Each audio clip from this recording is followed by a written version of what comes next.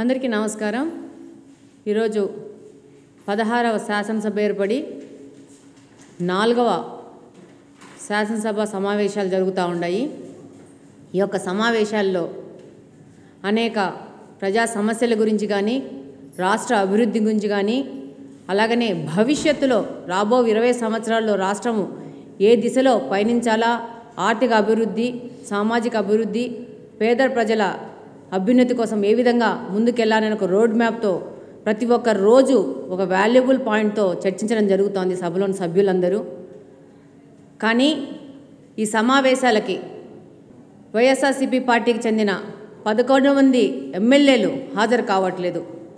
ఈరోజు 4వ సభలో చివరి రోజు వీళ్ళు శాసనసభకు వాళ్ళ నియోజకవర్గాల నుంచి ప్రాతినిధ్యం వహిస్తూ ఎన్నికైనా కానీ ఆ యొక్క నియోజకవర్గాల్లోని సమస్యలు ఏ విధంగా ప్రస్తావించకుండా ఆ సమస్యల పరిష్కార దిశగా పనిచేయకుండా ఎన్నికల్లో గెలిచినప్పటి నుంచి ప్రమాణ స్వీకారానికి వచ్చి ఆ తర్వాత హాజరు పట్టిలో సంతకాలు వేసుకుంటూ వెళ్ళిపోతున్నారు తప్పితే ఆ యొక్క నియోజకవర్గాల్లోని ప్రజలను అపహాస్యం చేస్తూ, రాజ్యాంగాన్ని అపహాస్యం చేస్తూ, ఆ యొక్క నియోజకవర్గాలు వీళ్ళ కోసం ఓట్లేసిన వాళ్ళకి మోసం చేస్తూ ఈ విధంగా వీళ్ళు ఈసారి సమావేశాలకి రాకుండా వీళ్ళు ఉంటున్నారు। ఇదే ఎవరైనా ఉద్యోగస్తులు కానీ టీచర్లు కానీ డాక్టర్లు కానీ వాళ్ళ యొక్క ఉద్యోగాలకి రాకుండా సంతకాలు పెట్టిపోతే ఎవరైనా ఒప్పుకుంటారా?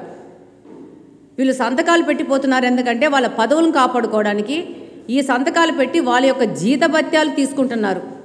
ఈ జీతభత్యాలు ఎవరి ద్వారా వస్తున్నాయి? ప్రజలు కట్టే పన్నుల వల్ల వస్తున్నాయి।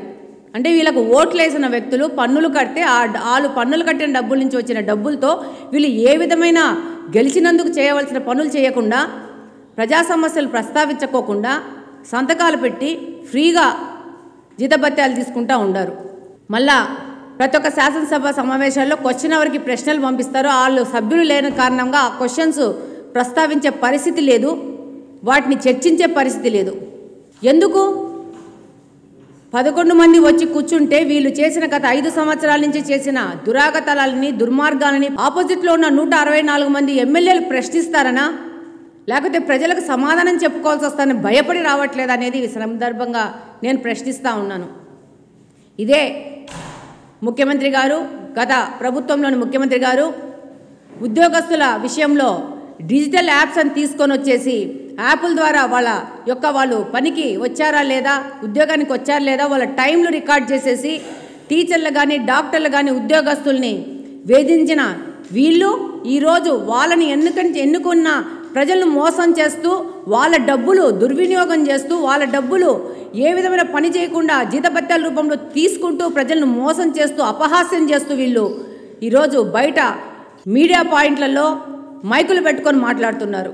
అక్కడ మాట్లాడే వాళ్ళు శాసనసభకు వచ్చి మాట్లాడితే వాళ్ళు చేసిన ఆర్థిక నేరాల గురించి చర్చకు వస్తాయని చెప్పి, వాళ్ళు చేసిన దురాగతాల నుంచి చర్చకు వస్తాయని చెప్పేసి ఈరోజు రాకుండా అనేక నాటకాలు ఆడుతూ ఉంటారు। ఈరోజు 11 మంది శాసనసభ్యులకి నేను ఒక విన్నపం చేసుకుంటా ఉన్నాను।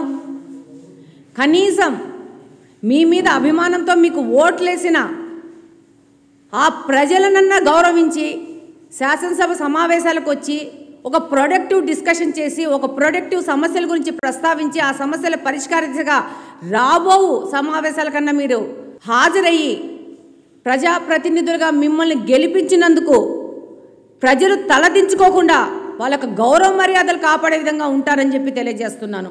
ఇంకొక విషయం తెలియజేయదలుచుకున్నాను, వీళ్ళు దొంగగా వచ్చి హాజరు బుక్లో సంతకాలు చేసే పరిస్థితి కూడా రేపు రాబో సమావేశాల్లో ఉండదు।